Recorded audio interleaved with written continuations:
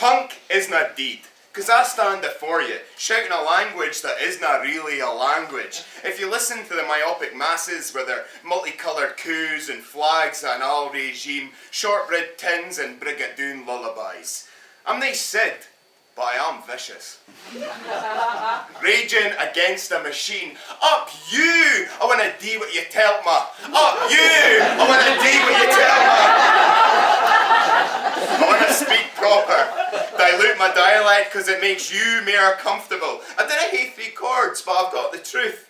Firing from a mouth like the slevers flinging forth. There might be bills in the places of power, but nobody is paying attention. So we hate to make them wrap their lugs around what has always been kent the language of our land, crafted by our wind and mountains scratching at the sky, the record of our nature, straight for the restless native's mouth. But we welcome Abdi, because we are all still learning.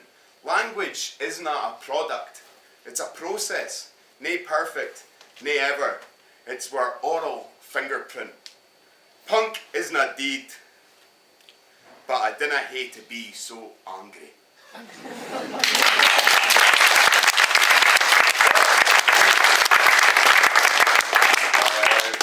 This is another new. I'm doing a lot of new stuff today. Hope you don't mind. I'd like to dedicate this one to Stuart Hogg. Who was my hero for a long time, and then he turned out to be the way he was. A man's a man for all that, but it's hard to be a man when all the men make you ashamed to be your own kind. When captains lead you down a garden path to an absolute shambles, a burrick, a conniving, contriving, self-serving wreck, a who in a bad chancing his luck. I dinna ken what I should feign, looking into myself to try and find something good, but that seems to be guy well hid. So you fiddle, and you fiddle, stuck in the middle of the man you are and the man you'd hoped you'd be. The mirror offers nae relief, just mere grief, putting the mask in masculinity just to get by. A nest of snakes hiding, pestered by rakes, so you rack and you rack, piss your siller up against the wall, when you either end up deed or harassing folk. Hiding a hind lead to justify your means, when you look up on those that look down, they spit on their own example, kicking away the ladder and burning any kind of lineage. A raging contagion of confusion, a muckle ball of disillusion, when you can't hud up the ends that mean the most to you, when you constantly fail, flailing for disaster to catastrophe, so you tip your scales like the snake you're supposed to be, nae apples and nae garden, just the me, you see.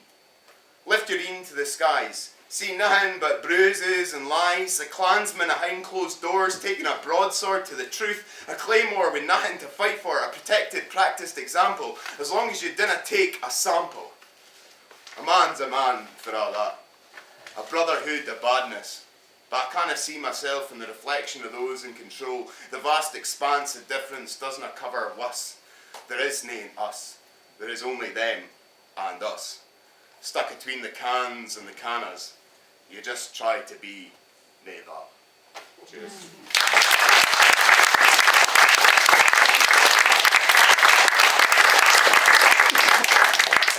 So a wee one. I'm from Elgin, and we've got a cinema, so and it's right next to the nightclub. And sometimes if you get really pissed, you end up in the pictures when you're on a night out. But I find a lot of solace in going to the pictures with my amazing girlfriend. I've got a girlfriend.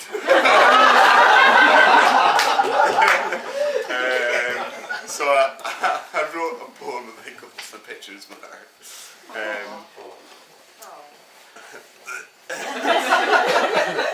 Our seats in the flicks, even though any seat next to you is the seat I win, these are ours. A massive iron brew and you. Nae need for fancy ice blasts, cause we're about to take off. A tango I canna really dance anyway, but a journey worthy of the silver screen. I'm mere Oliver Reed, than I care to admit. Trying my best to just nae end up deed. A desperate fan for casts a shadow in your eternal light. You're just you. A star in a league of your own. Academy Awards wouldn't suffice. Wouldn't fully reward your shimmering brilliance. An afternoon showing I could watch on repeat. My matinee. My quine. In your seats till the end of forever.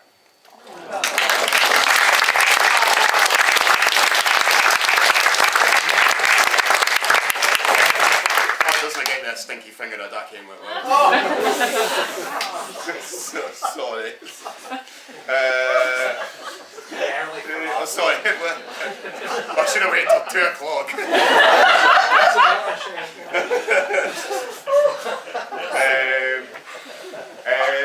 This is a poem from my brother. I've got a brother. Don't like this. I've got a girlfriend and a brother. I'm doing quite hard. He's had quite a hard time, so I wrote this for him, and I sent it to him, and he was like, "Thanks." It's no my heart, it's nae my hame, but it's at the door, it's in my tree, close enough to touch, but nae possible through the frame. A tableau. A photo on the mantelpiece, the tightrope keeping us up, the tension of the struggle to find the words in the vast expanse and nothing and ahin. The weight of a delicately balanced on this glimmer or rope, but with nae hope. Leaves you feeling scunnered and dean, gravity pulling at the integrity of comparison and commisery. Lost for words but find ahin to say nothing. All these words mean nothing.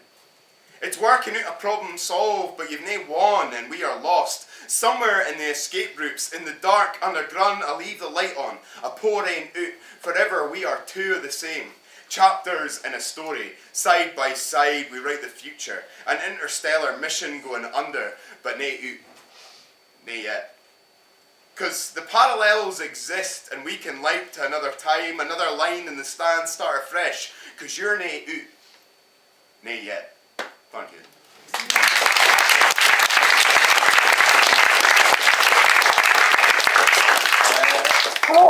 I'll do what man and then I'll stop boring you.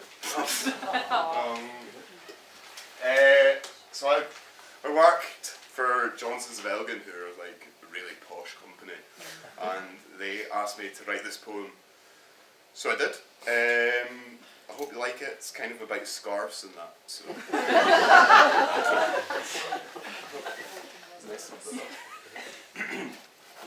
History is not just for books and dusty classrooms. You can't consign it all to the good old days in black and white celluloid. There's beauty to be found and lessons to be learned. It's wisdom passed down through a tapestry of endeavour. You can't cane for your gone without looking back to far you've been. All the winding paths wrapped round a loom steeped in your story and your heritage. There's no design for life, but the future's in the blueprints. Destiny might be written in the stars, some far, far away. The light that travels through the darkness is space. Still and answerless stand the skies, wrapping our globe in its blanket of mysteries. It waits and canes. That the twinkle in your een is the magic you've been looking for it's always been. Inherited for those who crawled so you could walk, for those who stumbled so you could stride. You can't substitute love, the ephemeral, fleeting beauty of it, and you can't manufacture heart, but it can be built up and filled with community by finding your tribe. Fate is a fairy tale to keep you behind. The devil's in the detail, but life is in the craft. So thread the needle and weave the world you went to see. It's there for the taking and yours for the making. Thank you very much.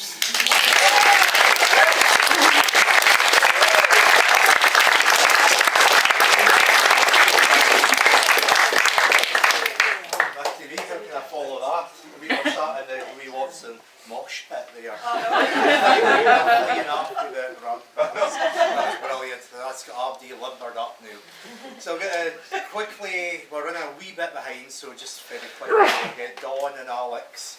I invite you as babe up. On the stage, On the stage, aye. Stand in the spotlight. Tap dance. Yeah, I've got my mask in your glory. Okay. So it'd be awful fine to just get a recap for each of you about your sessions that you're on this morning. You run a workshop. Oh, right, okay. So our workshop's about bringing folk together and addressing community concerns. So first of all, we worked out Falwas by far in different parts of Scotland, and then we went into different groups. And the main concerns that seem to be coming through when we tried to sort of thematically group them were about decides, so who decides. If we've got things like a Scottish language bill going forward, who are the decision makers, who are the gatekeepers going to be perhaps. Then how do we try and tack us beyond the symbolic? How do we try and make sure that if it ever happens, isn't it just a token gesture? How do we try and ensure that there's real change comes for this? Also identify the need for joined up endeavours in terms of promotion. How do we try and make things join up a bit better? How can we try to validate speakers? And also how can we try and support new speakers as Scots as well? So we've got lots of ideas then. We've broke up, sort of mixed up the groups, and we had lots of ideas about practical wise to try and address some of these community concerns. And if we're trying to summarise those ideas into different sort of headers, one of them was about the need for some kind of structure that's going to consult or oversee, but really importantly that structure, whatever it is, if it's a board or an advisory group, that it needs to have proper regional representation, and that we need to try and make sure that that's something that's definitely in the fabric if it ever comes together.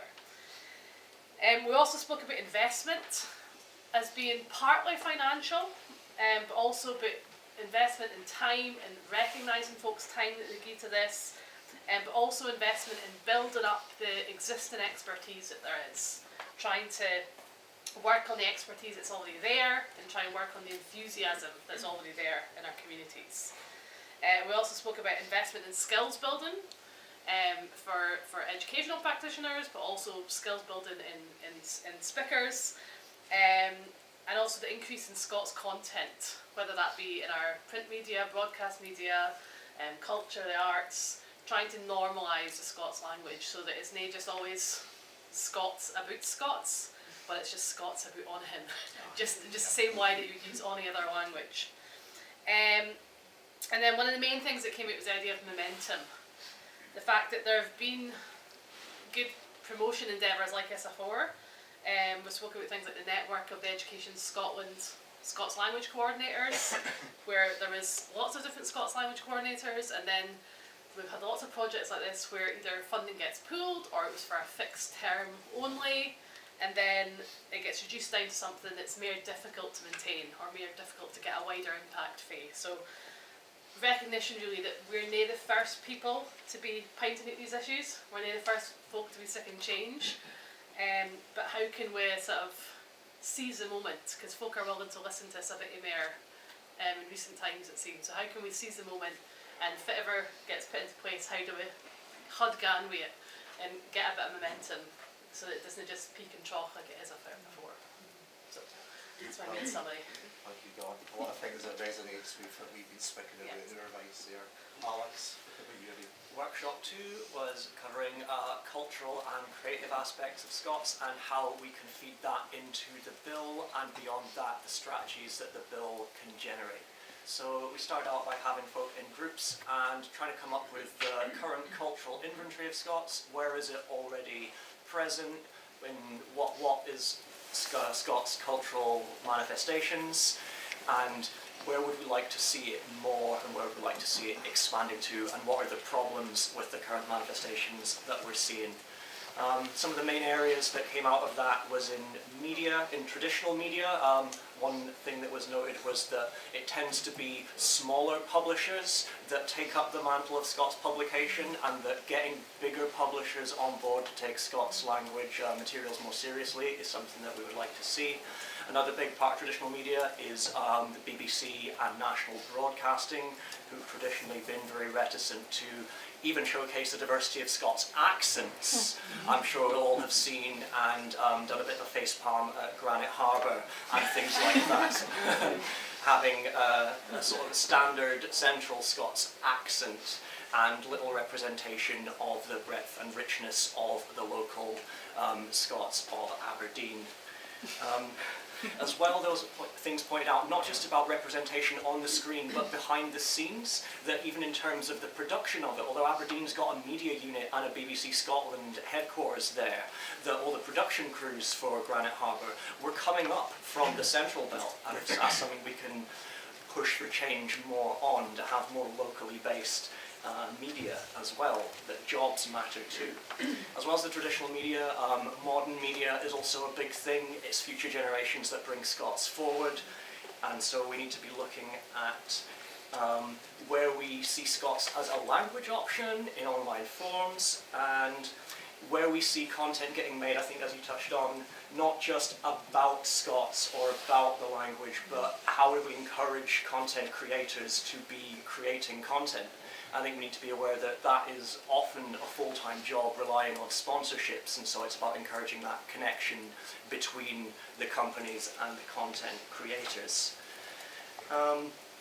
More broadly, there's the issue of perception within Scottish culture and Scots media, that it's still relegated to something which is a bit cheeky, a bit couthy, and a bit tokenistic to include, and that we need to be pushing it into the realms which are a bit more serious. And as we push for more jobs to be created, whether it's in the public sector, in the creative sector, or in other areas, that will have a knock-on effect of making it be seen as more serious, less something that you're going to get a job in that, and so we're less likely to push kids away from it, and that will help its reintroduction into the professional, middle class and official spheres.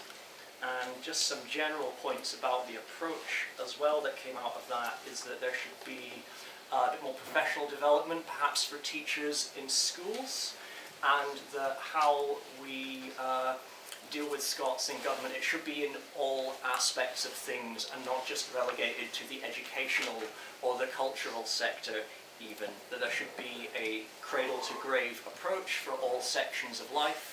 That some people were saying it's very easy to get materials for children, and there's a lot for nursery books and bairn songs, but adult learners are often struggling to find good, engaging resources, whether you're people whose parents and grandparents had the idea that Scots was something good educated out of them, or whether you're a new speaker coming from other parts of the UK or internationally. People want to learn it, and it's just, we need to help there be resources in order to have that happen. But whatever we're doing, it came out that it has to be community derived, and it has to deflect both the diversity of practice and also just how people actually speak, rather than being something distant from the communities that it's supposed to be for. Well, thank you both very much.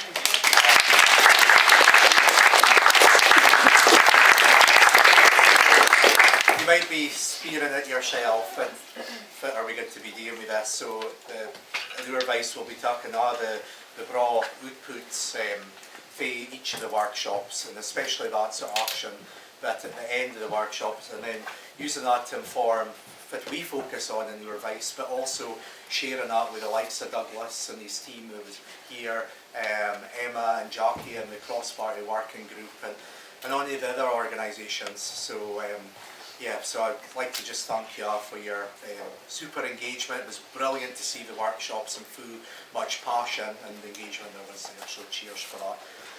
Right, we've got a bit of a technical thing now, so we've got Brian. Don't look at me. Oh, there he is. Did I need to be on the thing last time?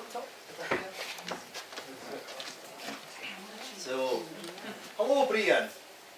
Fisker ma, come on how.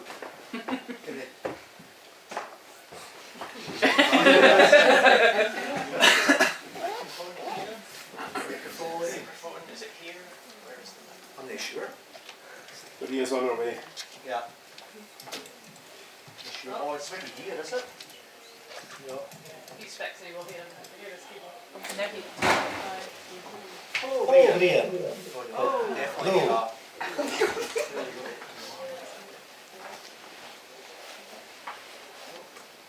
Patience, please, ladies and gentlemen. Just, It's only the 21st century. Oh, Oh, there you go! Feskerma, Brian? No? Could you send him a chat message to tell him to start? If you can't get a mic.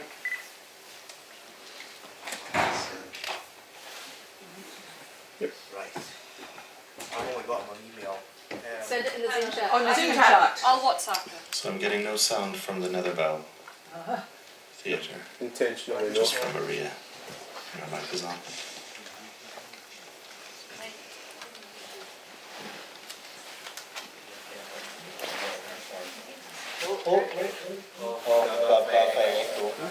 Maria, if you mute that laptop and just rely entirely on visual chat to talk to him, because that's a feedback loop. Yeah, so if you mute that laptop, and then actually, like somebody over here said earlier, just chat. So in the messages section of Zoom, that's not going to work. Well, the thing is, we can hear him. Yes, yes. Yeah. So, That's the main thing, yeah. and all communication to him has to be via the messages. Okay. Type.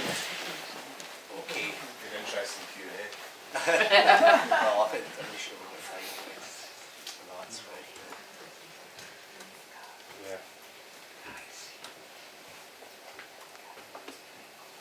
Well, this is interesting watching, isn't it? No, it's So I working. believe you can hear me, This is it. but It's working. I'm going to use the chat function. Okay. I'll just crack on, and if I hear any different on the chat function, I'll stop, and maybe it's a good way to ask questions as well. So, Feskerma Huladinya, good afternoon, and my apologies for not making it there in person. I was in Skye and stuck there with the snow and ice on the roads, but I'm happily back in Inverness. So, yeah, my name's Brian O'Hara. I'm, as I say, here in Inverness, and it's a privilege and honour to be asked to speak to you today. And I'd like to thank Phil for asking me to give a few thoughts for Gaelic Frín. I'm no expert on the Scots language, but maybe that's what Phil was going for, a talk from a friendly outsider looking in. I was thinking about how best to approach this talk, and should I take an academic approach? Well, the answer is no, because I'm not an academic, even though I wish I were a bit more academic. Should I approach it as a public servant would? Well, also, again, no, because I've just left the public sector, having worked in it for nearly 15 years, and have finally managed to break free back to being a freelancer next month. And I'll tell you, that's a whole other speech I could give. As I am free from having to provide you with detailed research from academia, as well as not having to censor each sentence I iterate as a public servant, I've decided to, in a way, do a brain dump. Say what I really think about our languages here in Scotland.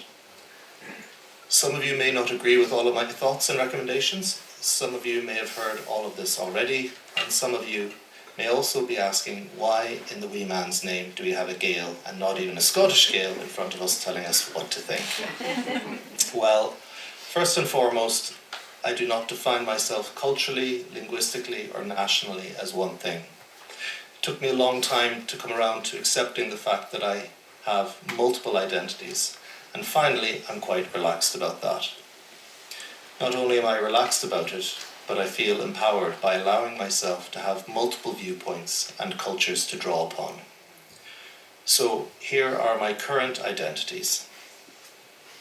I'm a Dubliner, an Ulsterman, an Irishman, a Newfoundlander, a Canadian, an Invernessian, a Highlander, a Scot, a Gael. I'm Nordic, British, Germanic and European. I'm multilingual and speak to varying degrees English, Irish Gaelic, Scottish Gaelic, Scots and Norwegian. Mein Deutsch und Français ist nicht so gut. In fact, yeah, they're terrible. But I say these are my current identities, as I don't know what is ahead of me in my life. So, for example, I may move to Japan. I might learn Japanese, become immersed in their culture, and adopt yet another new identity. I suppose what I'm trying to say is that nothing is black and white. With the rise of technology and ease of travel, many have the opportunity and ability to choose their identity, as well as their gender, their culture, their language, or whatever. This matters for our Scottish languages and cultures, as they are now not just seen as belonging to rural or traditional or conservative communities, but rather to all of Scotland and in fact all of the world. This matters because Gaelic and Scots can and should be spoken by anyone, no matter where they come from.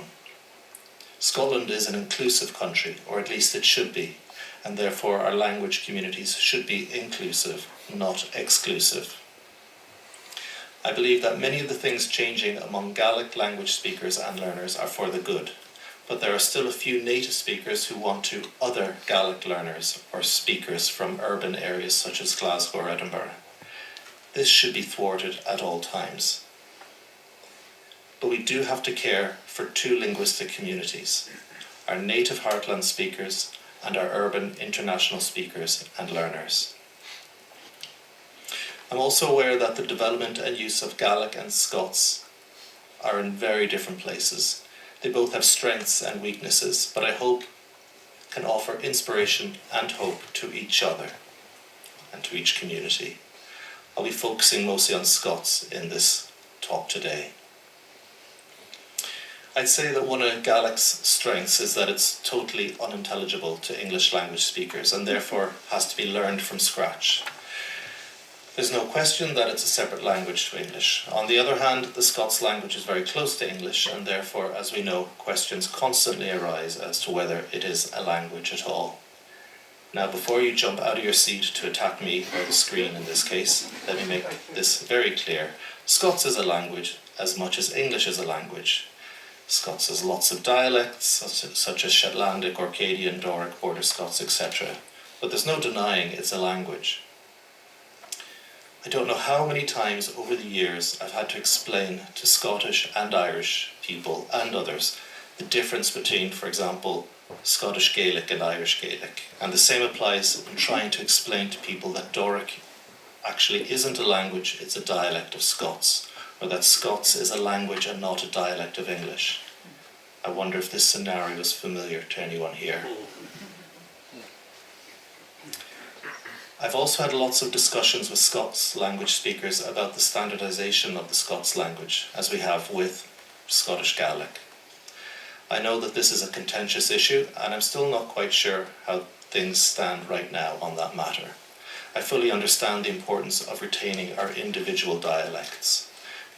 The same matter applies for Irish Gaelic and Scottish Gaelic, and in fact all languages. But if we're going to retain our current level of speakers, as well as draw in tens, if not hundreds of thousands of new speakers to the Scots language, then we need to try and make it easy for them to learn and use the language. If people are constantly infighting about dialects and spelling, then it'll put learners off.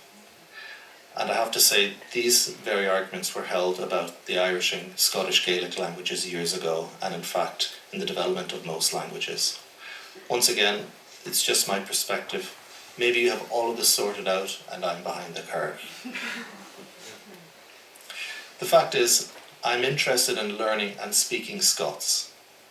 But in Inverness, I wouldn't know where to look. I don't know if Scots language classes exist across the country as do Gaelic language classes. I also don't know if there are Scots language conversation groups in the Highlands, or for that matter, across Scotland. I'm not aware of official Scots language playgroups or Scots language medium schools. I do hear Scots sung in folk clubs and in sessions and at festivals, and poems recited by school children and others around Burns Day. But I don't know if there are any Scots language choirs or drama groups, for example, across the land. We do have Scots language radio, or Scots radio, which is online, but I don't know where I can find full TV and radio programs in Scots. Sure, I can hear Scots words being used in English language content, but I don't know the last time I heard a full conversation in Scots. And remember, I live in Inverness. I'm not saying this with any judgment, it's just my own observation, and this is from an ally. I do recognise that I need to spend more time in the Scots language heartlands. So I try to look at Scots as I would any other language and seek the same type of resources and opportunities to learn and speak it as I would for Gaelic, French or Norwegian, for example. If it's not easy or obvious for me to find Scots speakers, resources and online and offline material, then how am I meant to progress in the language? How am I meant to invest my time, money and interest in the Scots language and culture? I do see online that you can get qualifications from the SQA in Scots, which is great to see, as well as do courses with a few of the universities. But I have to say I have rarely come across anyone who has learned the language from scratch and then taken these courses and exams. Wouldn't it be fab if you could start learning Scots through the Duolingo app on your phone, for example? However, I fear that ship has sailed, as I've heard that Duolingo is pulling out of supporting minority languages, and that includes Gaelic, although it's still available on the app. Once again, there may be lots of Scots language learning apps, but none have come to my attention, and I'm a prime candidate to take up learning Scots this way. For your info, I believe around 1.5 million people have registered around the world to learn Scottish Gaelic on Duolingo, and that there are roughly 500,000 active learners of Gaelic on Duolingo. I want to at this point acknowledge the work of Urvais, the Scots Language Centre and other campaign groups. It's great to see this advocacy work done, and I know many people are working hard to support, develop and promote the Scots language on a voluntary basis. I know how hard you are pushing for Scots language recognition and use, and I also know that it is often an uphill struggle. I was talking about TV and radio earlier, and I wonder why there's little or no fully Scots language programmes on our national radio or TV. Or maybe there is and I just haven't noticed it. These things change, habits change all the time. I don't actually watch a lot of TV these days. It has to be said it took a while for Gaelic to get properly onto TV. And we had to fight hard all those years ago even to get Gaelic radio. And I have to admit I wasn't there. It's great to see the work Frida Morrison has done with Scots Radio, and that this has been recognised at the Celtic Media Awards and the Scots Language Awards.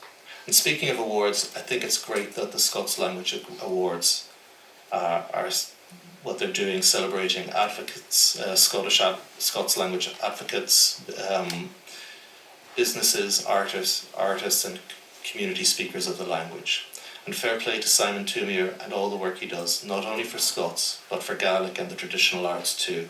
He and Percy are a force of nature in their ongoing work in supporting our intangible cultural heritage. One project which has been a great boon to Gaelic learners in recent years is the Learn Gaelic and Speak Gaelic resources. All of these resources are free online, and you have the whole support system of the BBC for the programmes to be made available on the iPlayer, BBC Sounds, YouTube, BBC Alba. So, how about the same kind of support for Scots language learning from the BBC and BBC Scotland? And something I just saw last night, browsing the news, is an excerpt from the national newspaper. They wrote about an interview the actor Peter Mullen had recently with the BBC, and this is what Peter Mullen says. Asked if British TV is making progress in terms of working class representation, Mullen, 65, originally from Peterhead, Aberdeenshire, said, "The output at the moment is poor, especially Scottish working class drama." He added, "I can't think of any major ones that have been made in the last decade, let alone any that were good. As far as I can tell, BBC Scotland is doing next to nothing about Scottish history, the Scottish experience, Scottish lives." And I reckon you could also put in there, and the Scots language. And I'm sure many of you will concur with this. Having just left my work at Bord na Gaelic, one thing I can say is that sadly, the use and the development of the Scots language in Scotland is seldom discussed in Gaelic language circles. It's almost never referred to. Over the years, working with Bordna Gaelic and with Creative Scotland, there were times I raised opportunities for the two languages to work in partnership, and it was almost always ignored. In fact, I was told by one of my bosses to stop bringing up the Scots language. I'm not being paid to support it, it's irrelevant. I did have some small wins over the years, like when, as Gaelic Arts and Culture Officer, I made the brochure An Introduction to Scotland's Languages. This was for Creative Scotland. The brochure was made with an international market in mind for when we went to events abroad, such as WOMEX, the World Music Expo. Many people simply hadn't heard of Gaelic and Scots, and this brochure really helped. The surprising thing to me was how popular that brochure became in Scotland. Even colleagues within Creative Scotland didn't know that the Scots language existed, or were confused that Gaelic and Scots were even separate languages. Also, about 11 years ago, I managed to secure targeted funding for the Scots language to mirror the targeted funding for Gaelic development at Creative Scotland. A good few projects came out of that, and I hope that fund still exists. But the good news is that things can move fast in language development. Attitudes can change, and things don't always have to be as they have been for decades or even centuries. What I have learned is that we now have the technology and wider understanding to support the use, development and growth of our Scottish languages. We know that Gaelic and Scots are at very different places in their development, and that it is often futile to try to compare their trajectories, but we should try to be inspired by one another, as well as from other minoritized languages. So we have to give people a reason to speak our languages. People have choices, and we have to adapt to a fast-paced media and entertainment sector. We all have a part to play. So rather than talking about Gaelic and Scots, we need to start speaking in Gaelic and Scots. As I say in Gaelic, we should speak our language, Bachorgin Arcanan Ivrin, Gun Nade, Gun Leshgel. We should speak our language without shame and without excuses. We have to lose the cringe and just speak our languages whenever and wherever we can. The easiest thing to do is just to post in Scots online and on platforms such as Facebook, Instagram, TikTok. I know that's not for everyone, but that's what a lot of people do these days, myself included. I don't know if any of you follow Island Larder on social media. It's absolutely fabulous to hear the owner speak in Shetlandic Scots, Gun Nade, Gun Leshgel, without shame or excuses. This business owner and other Scots advocates on social media demonstrate that there is national and international interest in hearing Scots being spoken in a natural and uncontrived way. So what can we do to help improve the lot of our languages? And in this context, the Scots language. Well, let's see what the new Scottish Languages Bill brings. I'd like to think that it'll make a difference to both languages, but who knows? What both languages need is loads more money to support the language communities and learners. As we know, the government isn't exactly flush at the moment.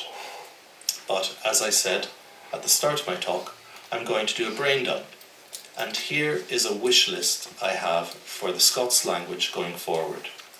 Some of these wishes may already be in motion, others may not be relevant, or now totally unrealistic, but allow me this opportunity to dream. So, here we go. The Scots language has a non-departmental body similar to Bordna Gaelic with a budget of at least £8 million. The BBC sets up a Scots language television station and Scots language radio station. The Scottish Government and Education Department takes the Scots language seriously and supports the setting up of Scots medium education and learning at all levels. Creative Scotland employs a Scots Arts and Culture Officer to work in partnership with the Gaelic Arts and Culture Officer and the Traditional Arts Officer, amongst others. The establishment of a national Gaelic and Scots advisory group to ensure partnership working and greater understanding and promotion of our national languages at all levels. English, Gaelic, Scots and British Sign Language have equal parity in Scotland. This is fully recognised and we are proud that these languages belong to anyone and everyone in Scotland. All children in traditional Scots language heartlands learn standardised Scots as well as their local dialect. They are also taught Scottish Gaelic for at least 1 year of their schooling. The same applies in reverse for the Gaelic heartlands.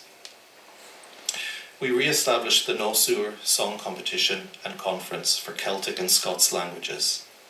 I set this up in early 2000s and it really made an impact on the artists who took part from Britain and Ireland. Every Gaelic and Scots festival and arts organisation hosts events with both Gaelic and Scots language artists. This is how I met Phil when myself and my wife Fiona Connie performed at a Gaelic and Scots evening of song at Bohann-Gunage, the Edinburgh Gaelic Bothy, and Iona Fife was representing Scots song. So I could go on, but that's probably enough for now. I hope that this has been somewhat helpful and thought-provoking and has offered some inspiration to you, as well as an opportunity for all of us who care about our languages to dare to dream. Tapalev Ule. And if it's possible, I'm happy to take a few questions, but maybe not with the way Zoom's working.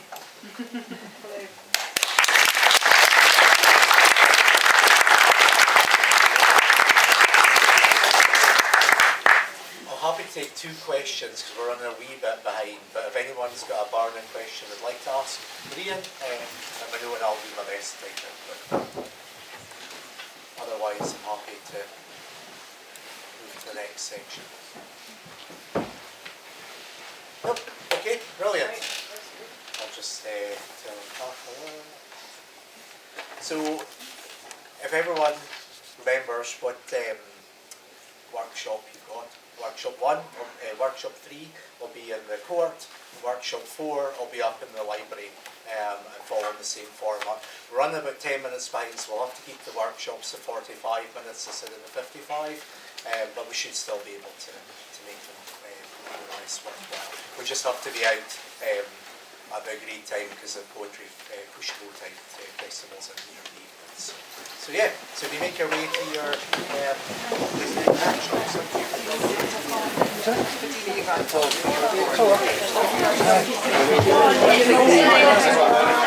workshops,